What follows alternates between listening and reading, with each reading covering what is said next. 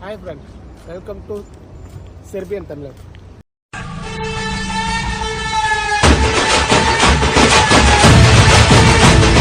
Powerful people come from powerful places.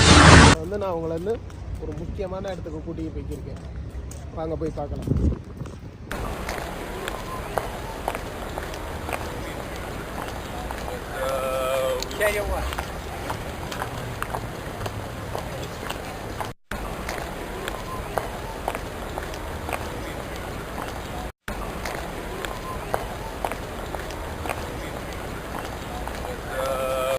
இங்கே போகிறோம்னா இந்த இடத்துல தான் 6 to அது ரயில்வே டயத்தில் போட்டிருக்காங்க.